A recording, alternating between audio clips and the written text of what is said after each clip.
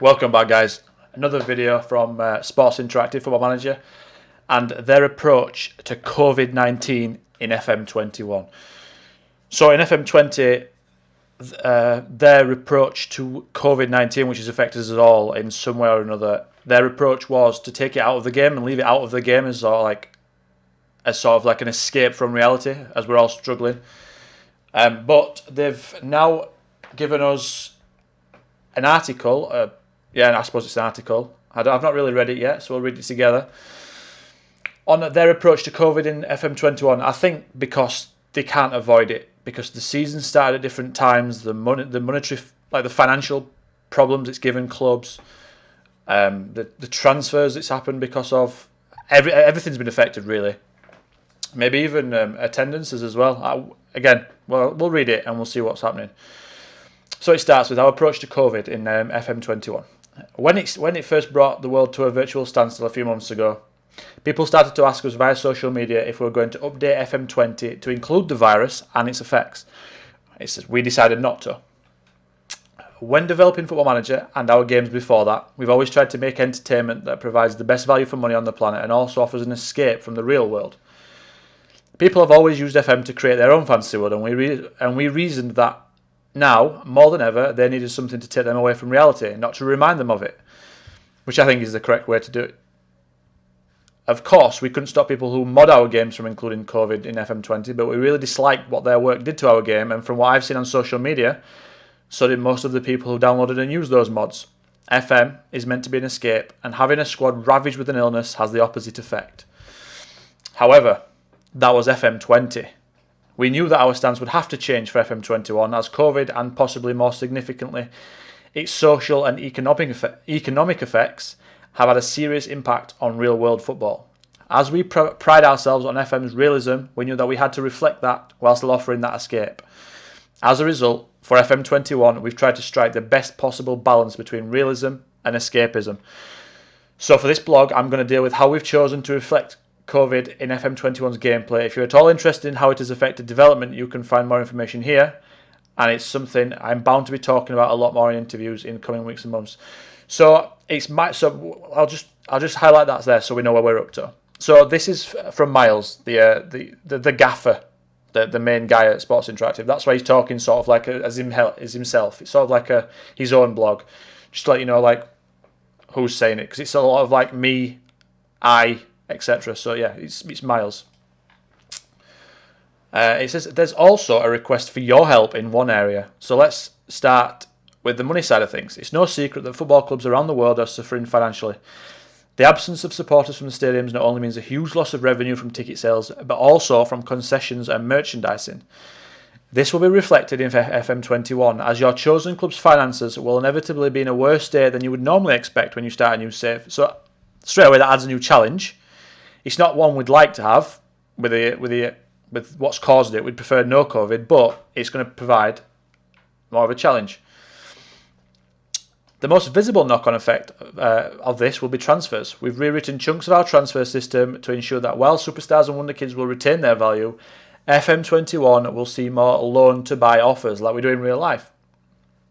The value of mid-range players dropping and clubs in real financial trouble trying to move players on a more regular basis.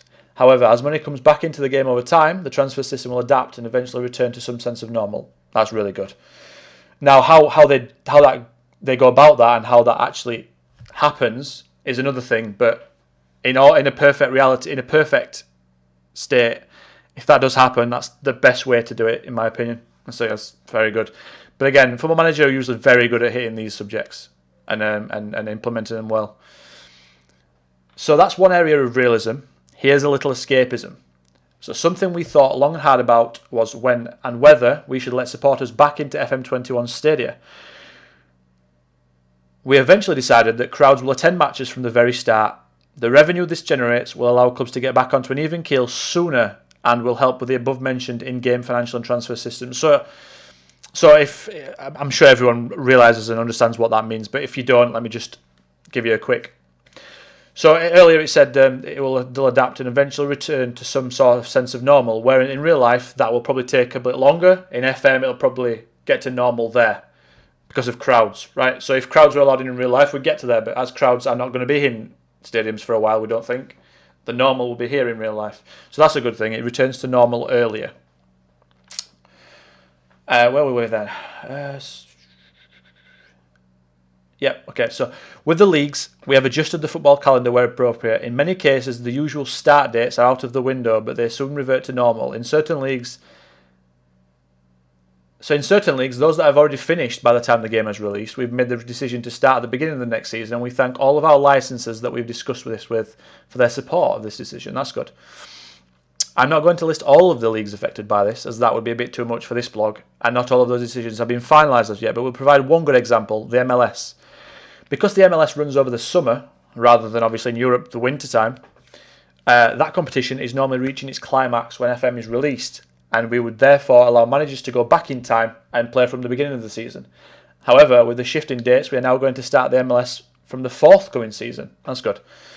The date your save starts may also have changed depending on the start date of your chosen league. Pre-season will still be 5 to 6 weeks, rather than the 12 weeks that they were often during the testing cycle of the game. But for example, this season's EFL Championship kicks off in September rather than the traditional August. Again, realism. Finally, on the subject of dates, transfer windows will start by matching their current real-life counterparts, but will revert to normal in Season 2. Again, great stuff. Match-wise, we're going with the substitution rules as they are in real life for Season 1. If a league is using 5 subs rather than 3, then so are we. Again, I think that's really good. Then, like the transfer windows mentioned above, we revert to the old normal in Season 2. Brilliant. Unless the competition in question has already indicated that their plan is to carry that on. Pre-match, you'll see team lineups as normal, as we want to keep their same sense of normality created by having supporters in the ground. Also, you won't be seeing posts cleaned before penalty shootouts, as again, that's just a reminder that the strange situation in the real world currently that we want to avoid. So we don't want to see the actual effects of COVID, but we want to see the long-term changes that depicts the realism that we want. Because we all want realism in our games, right? Everyone strives to download the latest mods to get the realistic things. Some of these choices may come across as arbitrary, but we've looked at every individual area and we think we've made the correct choices. But there's one point where we haven't settled on a decision, because I would like to throw it out to you, the people who will spend huge amounts of time playing FM in coming months.